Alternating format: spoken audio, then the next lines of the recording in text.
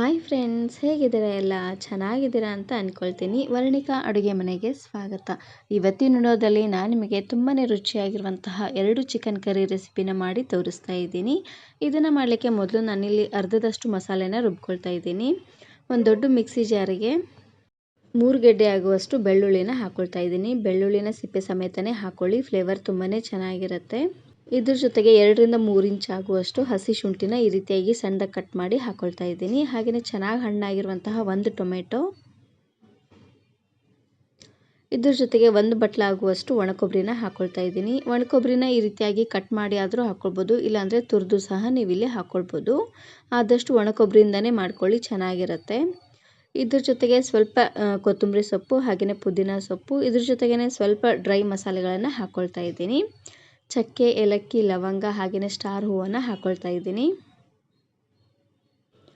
ಎಲ್ಲ ಮಸಾಲೆನೂ ಸ್ವಲ್ಪ ಹಾಕ್ಕೊಂಡ್ರೆ ಸಾಕಾಗತ್ತೆ. ಇದಕ್ಕೆ ಸ್ವಲ್ಪ ನೀರನ್ನು ಹಾಕ್ಕೊಂಡು ನುಣ್ಣದಾಗಿ ಇದನ್ನು ಗ್ರೈಂಡ್ ಮಾಡ್ಕೊಂಡು ತಗೊಳ್ಬೇಕು. ನೋಡಿ, ಈ ರೀತಿಯಾಗಿ ನುಣ್ಣದಾಗಿ ಇದನ್ನು ಗ್ರೈಂಡ್ ಮಾಡ್ಕೊಂಡು ತಗೊಳ್ಳಿ. ಇವಾಗ ರುಬ್ಬಿರುವಂಥ ಮಸಾಲೆನ 3/4 ಭಾಗದಷ್ಟು ಒಂದು ಬಟ್ಲಲ್ಲಿ ಹಾಕ್ಕೊಳ್ತಾ ಇದ್ದೀನಿ. ಏನಕ್ಕೆ ಅಂತ ಆಮೇಲೆ ಹೇಳ್ತೀನಿ.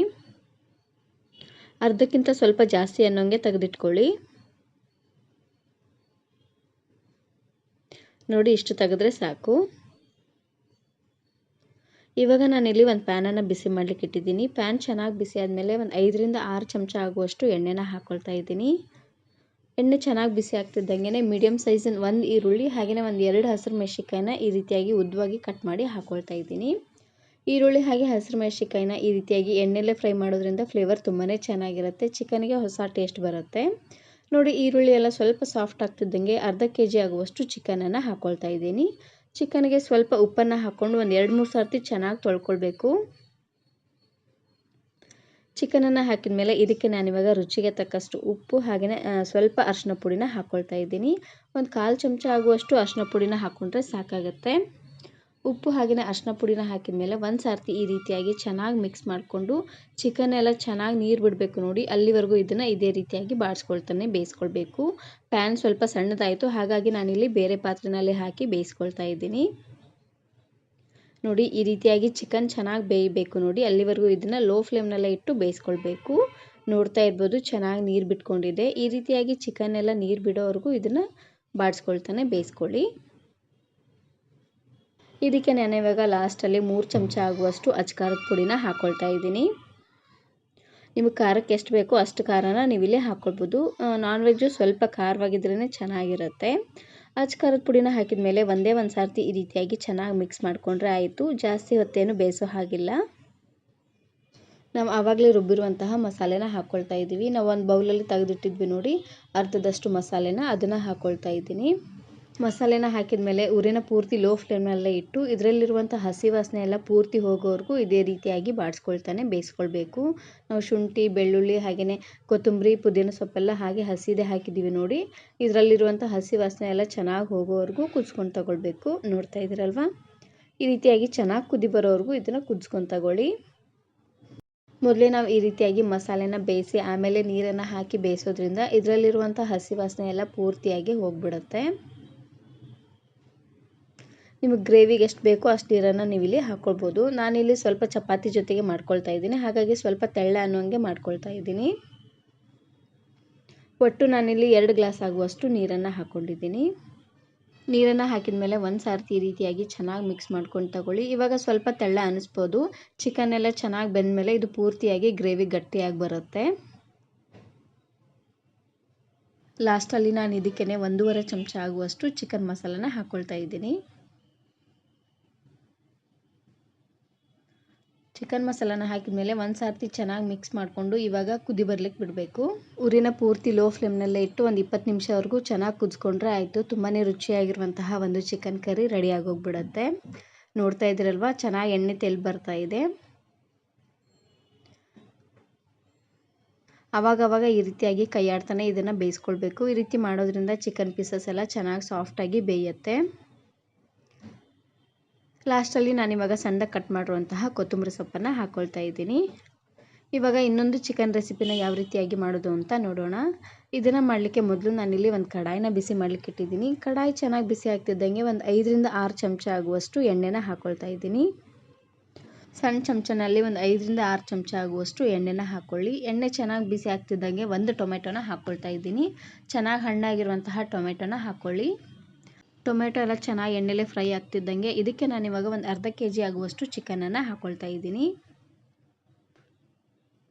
ಚಿಕನನ್ನು ಇವಾಗ ಸ್ವಲ್ಪ ಎಣ್ಣೆಲೆ ಫ್ರೈ ಮಾಡ್ಕೊಳ್ಬೇಕು. ಇದರಲ್ಲಿರುವಂಥ ಹಸಿ ವಾಸನೆ ಎಲ್ಲ ಪೂರ್ತಿಯಾಗಿ ಹೋಗಬೇಕು ನೋಡಿ. ಅಲ್ಲಿವರೆಗೂ ಇದನ್ನು ಊರಿನ ಪೂರ್ತಿ ಲೋ ಫ್ಲೇಮ್ನಲ್ಲೇ ಇಟ್ಟು ಬೇಯಿಸ್ಕೊಳ್ಳಿ.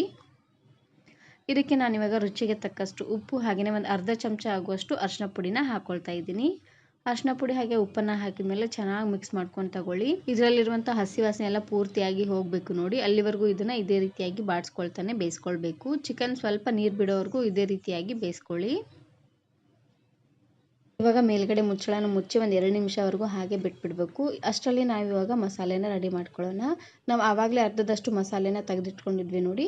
ಅದಕ್ಕೇ ಸ್ವಲ್ಪ ಪುದೀನ ಸೊಪ್ಪು ಹಾಗೆಯೇ ಕೊತ್ತಂಬರಿ ಸೊಪ್ಪನ್ನು ಹಾಕ್ಕೊಳ್ತಾ ಇದ್ದೀನಿ. ಸ್ವಲ್ಪ ಜಾಸ್ತಿ ಅನ್ನೋಂಗೆ ಹಾಕ್ಕೊಳ್ಳಿ ಪುದೀನ ಹಾಗೆಯೇ ಕೊತ್ತಂಬರಿ ಸೊಪ್ಪನ್ನು. ಹಾಗೆಯೇ ಚೆನ್ನಾಗಿ ಖಾರವಾಗಿರುವಂಥ ಒಂದು 8ರಿಂದ 10 ಹಸಿರು ಮೆಣಸಿನಕಾಯಿನ ಹಾಕ್ಕೊಳ್ತಾ ಇದ್ದೀನಿ. ಎಲ್ಲವನ್ನು ಹಾಕಿದ ಮೇಲೆ ಸ್ವಲ್ಪ ನೀರನ್ನು ಹಾಕ್ಕೊಂಡು ನುಣ್ಣದಾಗಿ ಇದನ್ನು ಗ್ರೈಂಡ್ ಮಾಡ್ಕೊಂಡು ತಗೊಳ್ಬೇಕು ನೋಡಿ. ಈ ರೀತಿಯಾಗಿ ಆದಷ್ಟು ಖಾರವಾಗಿರುವಂಥ ಹಸಿರು ಮೆಣಸಿನಕಾಯಿನೇ ಹಾಕ್ಕೊಳ್ಳಿ, ತುಂಬಾ ಚೆನ್ನಾಗಿರುತ್ತೆ. ನೋಡ್ತಾ ಇರ್ಬೋದು ಚಿಕನ್ ಎಲ್ಲ ಚೆನ್ನಾಗಿ ನೀರು ಬಿಟ್ಕೊಂಡಿದೆ. ಈ ರೀತಿಯಾಗಿ ನೀರು ಬಿಡೋವರೆಗೂ ಇದನ್ನು ಊರಿನ ಪೂರ್ತಿ ಲೋ ಫ್ಲೇಮ್ನಲ್ಲೇ ಇಟ್ಟು ಬೇಯಿಸ್ಕೊಳ್ಬೇಕು. ಇವಾಗ ನಾನಿಲ್ಲಿ ರುಬ್ಬಿರುವಂತಹ ಮಸಾಲೆನ ಹಾಕ್ಕೊಳ್ತಾ ಇದ್ದೀನಿ. ಮಸಾಲೆನ ಹಾಕಿದ ಮೇಲೆ ಇದರಲ್ಲಿರುವಂಥ ಹಸಿ ವಾಸನೆ ಎಲ್ಲ ಪೂರ್ತಿಯಾಗಿ ಹೋಗೋವರೆಗೂ ಊರಿನ ಆದಷ್ಟು ಲೋ ಫ್ಲೇಮ್ನಲ್ಲೇ ಇಟ್ಟು ಬಾಡಿಸ್ಕೊಳ್ತಾನೆ ಬೇಯಿಸ್ಕೊಳ್ಬೇಕು. ಶುಂಠಿ, ಬೆಳ್ಳುಳ್ಳಿ, ಪುದೀನ ಹಾಗೆ ಕೊತ್ತಂಬರಿ ಸೊಪ್ಪು, ಹಸಿರು ಮೆಣಸಿನಕಾಯಿ ಎಲ್ಲ ಹಾಗೆ ಹಸಿದೇ ಹಾಕಿದ್ದೀವಿ ನೋಡಿ. ಅದರಲ್ಲಿರುವಂಥ ಹಸಿ ವಾಸನೆ ಎಲ್ಲ ಪೂರ್ತಿಯಾಗಿ ಹೋಗೋವರೆಗೂ ಚೆನ್ನಾಗಿ ಬೇಯಿಸ್ಕೊಳ್ಬೇಕು ನೋಡಿ. ಈ ರೀತಿಯಾಗಿ ಕುದಿ ಬರೋವರೆಗೂ ಇದನ್ನು ಊರಿನ ಪೂರ್ತಿ ಲೋ ಫ್ಲೇಮ್ನಲ್ಲೇ ಇಟ್ಟು ಬೇಯಿಸ್ಕೊಳ್ಬೇಕು. ಇವಾಗ ನಾನಿಲ್ಲಿ ಸ್ವಲ್ಪ ನೀರನ್ನು ಹಾಕ್ಕೊಳ್ತೀನಿ. ನಿಮಗೆ ಗ್ರೇವಿ ಎಷ್ಟು ಬೇಕೋ ಅಷ್ಟು ನೀರನ್ನು ನೀವಿಲ್ಲಿ ಹಾಕ್ಕೊಳ್ಬೋದು. ಈ ಗ್ರೇವಿನ ನಾನು ಸ್ವಲ್ಪ ಗಟ್ಟಿ ಅನ್ನೋಂಗೆ ಮಾಡ್ಕೊಳ್ತಾ ಇದ್ದೀನಿ. ಹಾಗಾಗಿ ಸ್ವಲ್ಪನೇ ನೀರನ್ನು ಹಾಕ್ಕೊಳ್ತಾ ಇದ್ದೀನಿ. ಒಂದು ಅರ್ಧ ಗ್ಲಾಸ್ ಆಗುವಷ್ಟು ನೀರನ್ನು ಹಾಕ್ಕೊಂಡಿದ್ದೀನಿ. ನೀರನ್ನು ಹಾಕಿದ ಮೇಲೆ ಒಂದು ಸರ್ತಿ ರೀತಿಯಾಗಿ ಚೆನ್ನಾಗಿ ಮಿಕ್ಸ್ ಮಾಡ್ಕೊಂಡು ತಗೊಳ್ಳಿ. ಚಿಕನನ್ನು ಮಾತ್ರ ಊರಿನ ಆದಷ್ಟು ಲೋ ಫ್ಲೇಮ್ನಲ್ಲೇ ಇಟ್ಟು ಬೇಯಿಸ್ಕೊಳ್ಬೇಕು. ಲಾಸ್ಟಲ್ಲಿ ಇದಕ್ಕೆ ನಾನಿವಾಗ 1 ಚಮಚ ಆಗುವಷ್ಟು ಚಿಕನ್ ಮಸಾಲೆನ ಹಾಕ್ಕೊಳ್ತಾ ಇದ್ದೀನಿ. ಮಸಾಲೆನ ಹಾಕಿದ ಮೇಲೆ ಈ ರೀತಿಯಾಗಿ ಮಿಕ್ಸ್ ಮಾಡಿಕೊಂಡು ಇವಾಗ ಚೆನ್ನಾಗಿ ಕುದಿ ಬರೋವರೆಗೂ ಹಾಗೆ ಬಿಟ್ಬಿಡಬೇಕು. ನಾನು ಇದೇ ರೀತಿ ಬಹಳಷ್ಟು ಚಿಕನ್ ರೆಸಿಪೀಸ್ನ ಮಾಡಿದ್ದೀನಿ. ಚಿಕನ್ ಬಿರಿಯಾನಿ, ಚಿಕನ್ ಮಸಾಲ ಹಾಗೆಯೇ ಗ್ರೀನ್ ಚಿಕನ್ನು, ಚಿಲ್ಲಿ ಚಿಕನ್ ಎಲ್ಲ ಮಾಡಿದ್ದೀನಿ.